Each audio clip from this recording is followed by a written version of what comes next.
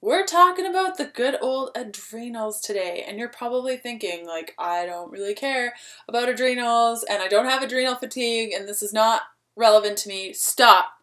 Wait, listen, just hold on. I'm going to share something with you. And if after I share these couple things, you're like, this totally doesn't apply to me, then you can just move on to my other videos or somebody else's videos. But I can just about guarantee that 95% of you will relate to at least one of these things. Inability to focus. You crave salt or sugar. Lack of sex drive and low libido. Hypothyroid. Cold hands, cold feet, losing hair. Imbalanced sex hormones. Maybe your estrogen is too low. Maybe your progesterone's too high. Maybe your testosterone is all over the map. Severe PMS or irregular periods. So, did you say yes to any of those things? I bet you did. Continue watching. Adrenal fatigue. It's super awesome and something that I have struggled with for quite some time and didn't even know it until a couple of weeks ago. A little bit later, I'm going to tell you how I got into this mess, how I'm getting myself out of this mess, and how you can avoid it. Our adrenals, what are they? A lot of people think, okay, well, adrenals are linked with stress and it's just my body's way of dealing with stress, and though that is the gland that does all the magic. When in fact the adrenals do more than just deal with stress.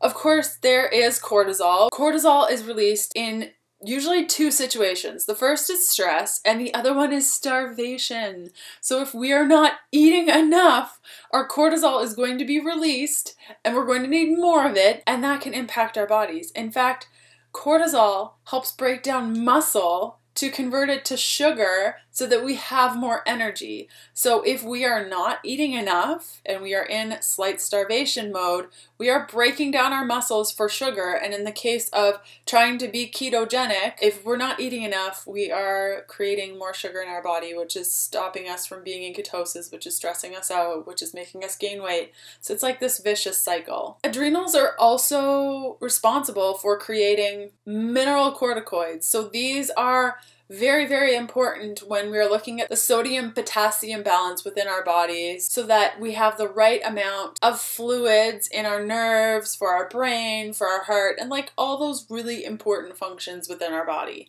Your adrenals are also responsible for testosterone, estrogen, progesterone, and in the case of menopausal women, the adrenals are the main source of where estrogen is created. Interestingly, the precursor for progesterone can also be used to make cortisol. So if our body needs cortisol because we are stressed out or we aren't eating enough, it is going to convert that precursor to cortisol as opposed to progesterone, which can fly our hormones off track and stall us from losing weight if that's what your goal is. The key here is that adrenals aren't just for a stress response. So what is adrenal fatigue? There's multiple stages to adrenal fatigue. The way that I see it is that there's a pre-stage. So if you live a semi-stressful life, maybe you're not eating enough, maybe you don't have enough nutrients in your diet, or you eat the same foods every day. If you just live a life on this planet, chances are you're at risk of getting adrenal fatigue because our bodies weren't meant to live like this with constant stress all over the place. Then there's the hyper. That's the next stage. So this is that we're in stressful situations, our body's having to create more cortisol, it's affecting our sex hormones, it's affecting our sodium-potassium balance, and we are upregulating our adrenals so that it can continue pumping out all the hormones that we need in order to function. Cortisol levels become increased. Our weight usually gets redistributed as a result of this. A lot of people experience depression, anxiety, increased infections, and the breakdown of muscle and bone. And then the next stage is hypo. So your body has been pumping out all the hormones, like, all the time. And finally it just says, like, enough is enough, screw this, we're not even gonna bother. And so you have all of those symptoms from when you were hyper, but now you're hypo because your body's just said, screw it, I can't keep up. And then you become really tired. Like, you could probably sleep all day and still be tired. Signs that something could be wrong. Maybe you're thinking, okay, well, like, maybe I do have problems with my adrenals. Things that I noticed: long recovery, very weak muscles, especially in your legs. If you're going up the stairs and you're like, seriously, I can't even get up another flight of stairs. Cravings for sugar and salt. Boosted energy in the evenings, usually around 9 p.m. Your second wind, and you could just go all night. If you're short fused, you're always just like this close away from totally blowing up on anybody. Low blood pressure.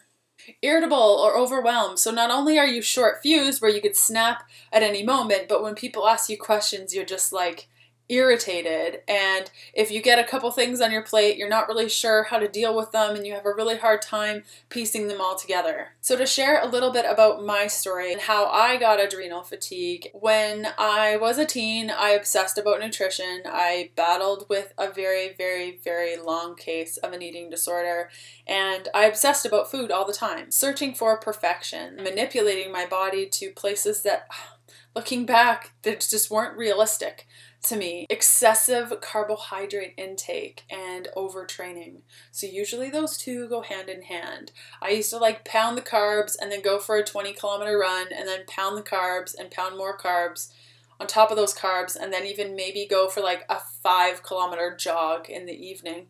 I pushed myself to very long distances and a lot of training, sometimes 2-3 hours a day. Poor sleep habits, like being on your laptop until midnight, or bringing your work into your bedroom, or sleeping with some lights on. I was burning the candle at both ends for a really long time. I was running a full-time job, I was running my business, I was meeting with clients, I was trying to be a wife, and it was just too much. My husband's job loss a couple of years ago when we were living in Montreal and losing his job and not knowing where we were going to live and how we were going to get home to Calgary and all of these things. It was a really stressful situation. And the kicker that kind of brought all this to light all at the same time, I had been doing all these things over the last 10-15 years.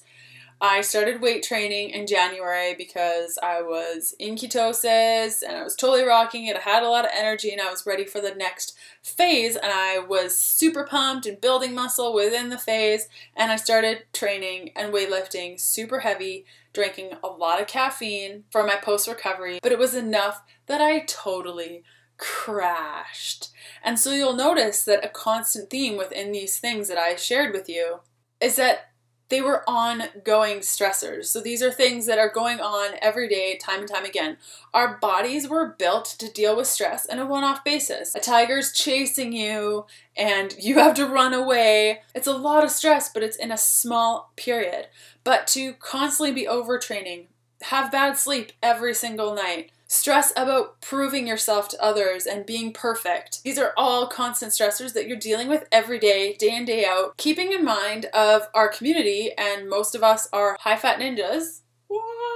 See, this is the benefit of having a stand-up desk. I can do ninja moves. If you are a high-fat enthusiast, which chances are, I think maybe you are, and you want to figure out how to continue eating high-fat, relatively low carbohydrate in order to stay in fat-burning mode and also eat whole foods and thrive and also heal your adrenals, you gotta listen to this. So the first is nutrition. So let's chat a little bit about what you would do if you have adrenal dysfunction and you want to support yourself with the foods that you choose. The first one you could try is eating high-fat, low-carbohydrate throughout the day and then pound the carbs every night. So for me and my next phase of ketogenic fat-fueled awesomeness is that I'm eating low carbohydrate, high fat for breakfast and lunch. And you'll notice I just said breakfast. I'm going to explain that in a second. And then dinner, I always have, every single night, I have some sort of starch. So this is like sweet potatoes, plantains, cassava, white rice, breakfast. About 5 times a week, I have a full-on breakfast because in the case of healing your adrenals, the more nutrients, the better. So my Rocket Fuel Lattes that I've been enjoying almost every day and doing intermittent fasting, I'm putting the brakes on that most of the time. I save 2 days a week where I treat myself to the glorious goodness of the Rocket Fuel Latte because I just love them so much and I feel so fabulous on them. But I understand that when your body is trying to heal from something, it's good to pump it full of nutrients. Just because you are not measuring high amounts of ketones in your blood doesn't mean that you're not fat burning. So if you're eating high-fat, low-carbohydrate throughout the day and then doing the carbs at night, when you wake up, chances are you'll be fat burning and you just go low-carbohydrate, high-fat. Listen to your body that way. As I mentioned before, varied produce. So switch it up every week. Buy some new vegetables and different berries and low carbohydrate fruits that you can enjoy that round off the nutrients that you're getting on a weekly basis. Stress. You knew it was coming. So stress management. You got to get that stuff under control. In my case, what I found is really, really helpful. Epsom salt baths every night. It has lots of magnesium and helps me sleep and relax. Near infrared sauna, which I blogged about over on my site, healthfulpursuit.com. I've included a link right here, and you can read about how I've been using the infrared sauna to detoxify, which is another huge part to healing your adrenals. And also to create a healthy habit every day that I am doing to get into a place of calm all the time, or as much as possible. Magnesium oil. This stuff is awesome. I just add water with it and rub it on my belly. And I've included some of these products below that you can go check out and see if it's right for you. Acupuncture. I've been doing this weekly. It's a little bit costly, but I've been doing it for about 2 months and I've seen a drastic impact on how I've been able to handle stress on a daily basis. And usually it's cupping on my back, cupping and acupuncture together. Highly recommend the combo. And walking in the morning or setting up a morning routine. It is so powerful, whether it's a 5-minute meditation or even breathing 5 times and just honoring where your body's at right now. That morning practice is huge. For myself, it's waking up and journaling for 20 minutes and then going for a walk with my dogs for however long I can do it, coming home, having breakfast, and then starting with my day. You know how I mentioned that overtraining kind of causes adrenal fatigue? Depending on what stage you're at, you will probably have to lower your workouts. Yep, I said it. Lately, all I've been doing is walking. I'm also working through the fact that your body's going to change as your body changes. So if you've been told that you have adrenal fatigue or you notice that you're really stressed out, you have to honor that. At least in my case, figure out, how I got to this space, how I can change my life to heal my body so that I can continue to be on this world and do the work in this world that I was meant to do and connect to the people that I was meant to connect to. So just having a goal of wait, and I need to lose weight and I need to look a certain way and my perfection, there should come a point, and there has in my life over the years where I've said, yeah, that's important for sure. I want to look a certain way, but not at the cost of my health. When it comes to workouts, in the pre-adrenal fatigue stage, and when you're hyper, some things that my clients have done on their days off to really help their body recover from stress is things like the near-infrared sauna, hot and cold therapy. So at our house, we just run a cold shower, jump into a bathtub that's hot and amazing, stay in there for 30 seconds, and then go into the cold shower, and then go back into the tub, and then into the shower. So you can do the hot-cold therapy at home. And when you get into more of the stage 3, the hypo, it's really about relaxing and sleeping and eating. Things like yoga, yin yoga is so great, yoga nidra, tai chi, qigong, sun exposure, sitting out in the sun for a couple of minutes, your sauna. Do your walking if you want to walk, but that's about it. And not power walking, just honoring your body and taking a chill pill. After about 4 to 8 weeks of doing this, light exercises. Then after about the 8-week mark, doing things like high intensity interval training, maybe once or twice a week, and slowly going up from there. At least that's what I have worked with my clients, and it's been quite successful. With sleep, keeping to a schedule is a big one. So I sleep from 11 p.m. to 8 a.m. every single day. Waking up naturally can be another huge thing if you are able to do that. If you're not able to do that and you're like, Leanne, I have a life and I have to be at work, go to bed earlier so that you can wake up naturally. Supplements. Ensure that you are supporting your bone health at every stage, and I've included a link below for the bone supplement that I use. Now, these supplements really vary on what stage you're at with your adrenals. In the case of boosted cortisol, things like vitamin C, DHEA, which is a little bit controversial, so definitely look into that. And chromium for blood sugar, because when our cortisol is increased, our blood sugar gets a little bit wonky, and chromium can help with that, as well as cinnamon in like every single meal. If you've gotten to the hypo stage, what I use with my clients are things like B-complex, B5, sublingual, B6. So this is like the magnesium oil, but it is B6 liquid and you just like rub it everywhere.